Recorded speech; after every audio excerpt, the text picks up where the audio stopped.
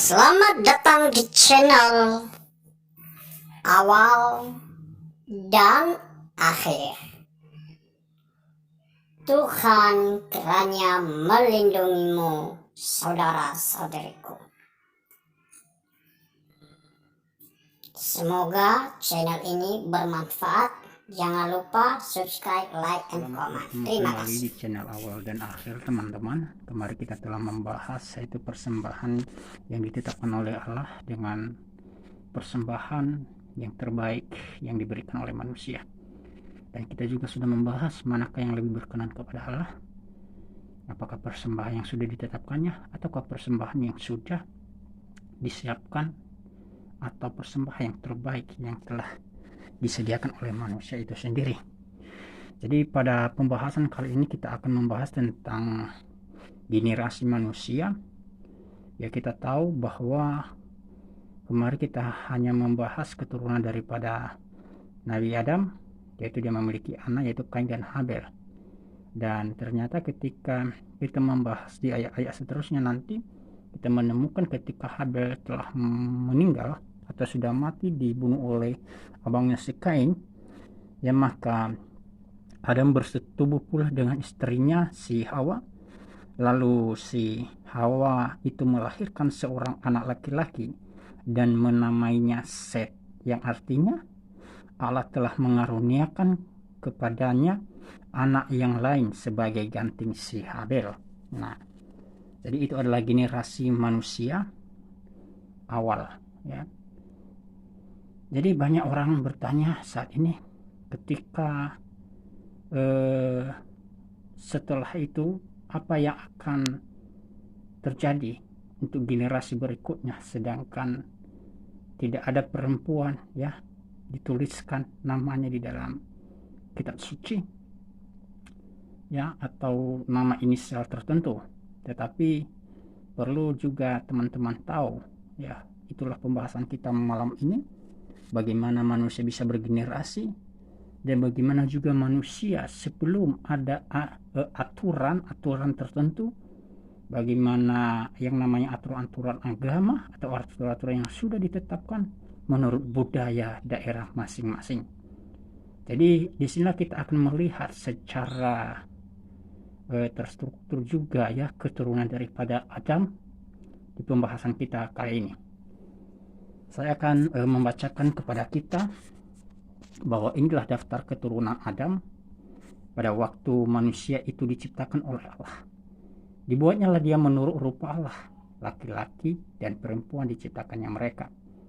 Sebagaimana yang telah saya katakan kemarin ya, ia memberkati mereka dan memberikan nama manusia kepada mereka pada waktu mereka diciptakan, atau sering disebut sebagai Adamah ya. Setelah Adam hidup 130 tahun, ia memperanakan seorang laki-laki menurut rupa dan gambarnya juga ya. Lalu memberi nama Set kepadanya. Itulah yang saya katakan tadi sebagai pengganti daripada si Habel ya. Jadi dia memiliki anak yang namanya si Set ya. Jadi umur Adam setelah memperanakan Set pada waktu itu ada 800 tahun. Dan ia memperanakan anak-anak lelaki dan perempuan. Jadi Adam mencapai umur 930 tahun lalu ia mati.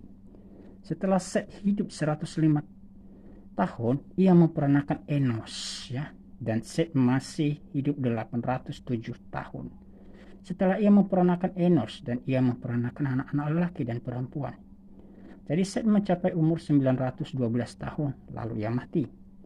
Setelah Enos hidup 90 tahun, ia memperanakan Kenan, dan Enos masih hidup 815 tahun. Setelah ia memperanakan Kenan dan ia memperanakan anak-anak lelaki dan perempuan. Jadi Enos mencapai umur 905 tahun, lalu ia mati. Setelah Kenan hidup 70 tahun, ia memperanakan Mahalalel, dan Kenan masih hidup 840 tahun. Setelah ia memperanakan Mahalalel, dan ia memperanakan anak-anak lelaki dan perempuan. Jadi Kenan mencapai umur 910 tahun lalu ia mati. Setelah Mahalalel hidup 65 tahun, ia memperanakan Yared, dan Mahalalel masih hidup 830 tahun setelah ia memperanakan Yared, dan ia memperanakan anak-anak lelaki dan perempuan. Jadi Mahalalel mencapai umur 895 tahun lalu ia mati.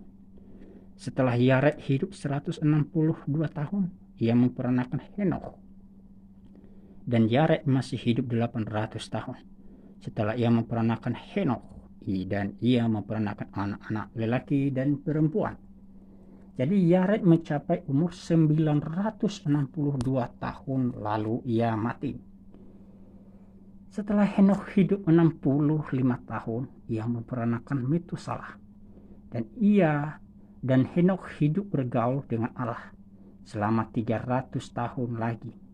Setelah ia memperanakan Metusalah, dan ia memperanakan anak-anak lelaki dan perempuan. Jadi Henokh mencapai umur 365 tahun. Dan Henokh hidup bergaul dengan Allah, lalu ia tidak ada lagi, sebab ia telah diangkat oleh Allah. Itu adalah manusia yang pertama diangkat oleh Allah, adalah namanya si Henokh. Setelah Metusalah hidup 187 tahun, ia memperanakan Lamekh, dan Metusalah masih hidup 782 tahun setelah ia memperanakan Lamekh, dan ia memperanakan anak-anak lelaki dan perempuan. Jadi Metusalah mencapai umur 969 tahun lalu ia mati. Dan ini adalah manusia yang terpanjang umurnya di dalam kitab suci, yaitu si Metusalah, di mana dia mencapai umur sekitar 969 tahun ya. Jadi sangat luar biasa sekali ya. Jadi kita kayaknya belum sampai ke umur-umur seperti itu manusia sekarang ini. Setelah Lamekh hidup 182 tahun, ia memperanakan seorang anak laki-laki dan memberi nama Nuh kepada. Katanya, anak ini akan memberi kepada kita penghiburan dalam pekerjaan kita yang penuh susah payah di tanah yang telah terkutuk oleh Tuhan. Dan Lamekh masih hidup 595 tahun setelah ia memperanakan Nuh, dan ia memperanakan anak-anak laki dan perempuan. Jadi Lamekh mencapai umur 770 tahun lalu ia mati. Jadi setelah Nuh berumur 500 tahun, ia memperanakan Sem, Ham, dan Yafet ya. Jadi teman-teman, di situ kita bisa melihat bagaimana secara kitab suci ya, kita bisa melihat bahwasanya nama perempuan tidak dicantumkan. Mengapa tidak dicantumkan? Ya, kalau kita melihat sejarah bahwa garis keturunan itu hanya dihitung dari garis keturunan laki-laki pada waktu itu, sesuai dengan zona penulisan kitab suci ini, yaitu orang-orang yang di kalangan orang-orang Israel pada waktu itu ya, atau ketika zaman Nabi Musa. Jadi di sini kita bisa melihat ya bagaimana dari mana istrinya si anaknya si Adam ya, istrinya itu dari anaknya yang laki-laki tadi, baik si Kain, dari mana istrinya ya, itu pertanyaan juga untuk kita ya. Dan bagaimana juga istri daripada si anaknya pengganti daripada si Habel ya, yang bernama si Set ya, dari mana istrinya ya, sehingga nanti kita bisa mengulas lagi, oh ternyata dari sinilah keturunan manusia itu berasal ya.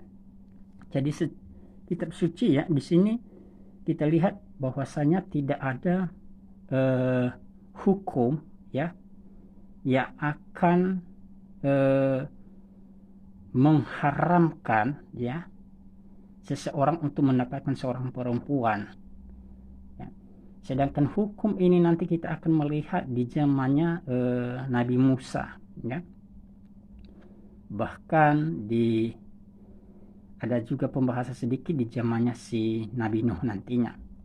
Tetapi di sini ketika manusia itu diciptakan oleh Tuhan pada awalnya ya, tidak ada sesuatu hal yang diharamkan oleh Allah, baik manusia maupun binatang ataupun hewan ya, ataupun tumbuh-tumbuhan untuk manusia, kecuali di pembahasan yang pertama, yaitu buah yang sudah dilarang oleh Allah itu sendiri ya. Jadi sehingga hal ini ya tidak ada mengatakan bahwa untuk mendapatkan seorang perempuan harus dari keturunan si A, B, C, dan D ya. Karena hanya satu keturunan pada waktu itu, yaitu keturunan daripada Adam, yaitu manusia yang pertama. Jadi saya menanggapi bahwasanya istri daripada si Set ini pada waktu itu diambilnya ya daripada anak daripada Adam itu sendiri, yaitu dimana kita lihat tadi bahwa Adam juga memperanakan laki-laki dan juga anak perempuan ya. Jadi begitu juga dengan si Kain ya. Jadi sehingga semua hal ini nanti ketika sudah dari keturunan ke keturunan ya, maka muncullah kalau kita melihat bagaimana si Kain ya mendapatkan istri ya, atau mendapatkan perempuan ya, yaitu dari keturunan manusia yang sudah dilahirkan dari generasi ke generasi ya. Sehingga di situ kita bisa melihat bahwasanya tidak ada manusia yang lain yang diciptakan oleh Allah ya, tetapi semuanya itu berasal daripada keturunan si Adam ya. Sama seperti kita saat ini Bapak Ibu, bahwa kita dulu satu nenek moyang, tetapi kita juga bisa saling mengambil satu dengan yang lainnya, kecuali ketika sudah ada hukumnya, sudah ada larangan ya, baru kita tahu bahwa misalnya ada sesuatu hal yang dilarang. Oh, tidak boleh lagi mengawini saudara kandung sendiri ya, tidak boleh mengawini istri daripada seorang istri ayah ataupun keluarga kita sendiri ya, apalagi yang disebut sebagai anak ya, tidak boleh ya.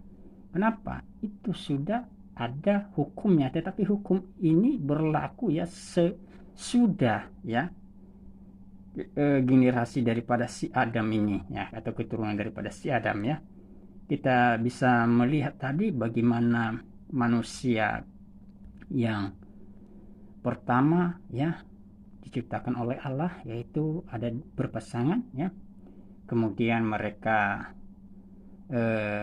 berhubungan sehingga memiliki keturunan, dan tidak ada lagi penciptaan yang kedua yang dilakukan oleh Allah sesudahnya ya, bahwa ataupun ada namanya dituliskan ya. Jadi saya juga belum pernah mendapatkan hal itu.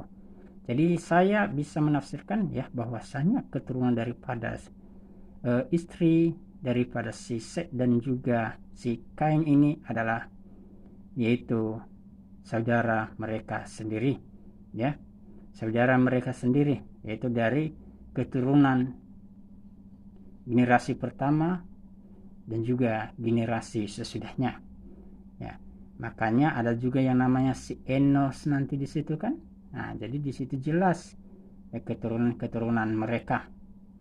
Nah, jadi teman-teman yang dikasihi oleh Tuhan, dan saat ini ya kita bisa mengerti ya bagaimana kita suci memaparkan ya tentang generasi keturunan daripada si Nabi Adam ya bersama dengan istrinya, dan sampai kepada Nabi Nuh ya diceritakan ya pada malam hari ini. Dan mungkin di dalam pembahasan selanjutnya nanti kita juga akan membahas ya tentang keturunan daripada Nabi Nuh dan bagaimana perkembangannya, karena nanti ada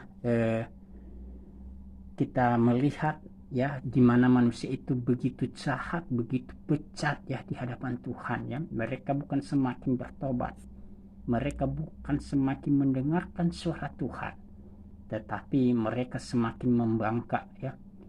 Mereka senantiasa berpaling ya dari Sang Pencipta langit dan bumi, sehingga pada akhirnya manusia itu semuanya dibinasakan oleh Allah ya, kecuali Nuh dan keluarganya, dan juga hewan-hewan yang lain yang sudah ditetapkan ya, yang sudah disuruh oleh Tuhan ya untuk diselamatkan ya melalui si Nuh atau Nabi Nuh ya. Jadi oleh karena hal itu marilah kita menjadikan hal ini sebagai sejarah yang tidak dapat kita lupakan begitu saja ya di dalam aktivitas kita ya. Jadi kita udah memahami bagaimana generasi manusia itu berkembang mulai dari mana ya. Bukan berarti ada pencipta yang kedua, tidak, tetapi generasi manusia itu hanya berasal dari satu ayah dan satu ibu, yaitu Kain dan Habel ya. Ketika mereka sudah memiliki banyak anak, ada anak mereka perempuan ya, dan ada mereka juga anak laki-laki. Hanya saja nama dari anak-anak mereka perempuan itu tidak dituliskan di dalam kitab suci-nya, karena itu sudah merupakan ketetapan untuk tidak dituliskan ya. Jadi itu saja yang bisa saya bagikan untuk kita. Kiranya Tuhan senantiasa menolong, menambahkan hikmat pengertian kepada kita untuk memahami kitab suci. Terima kasih, sampai jumpa kembali. Shalom.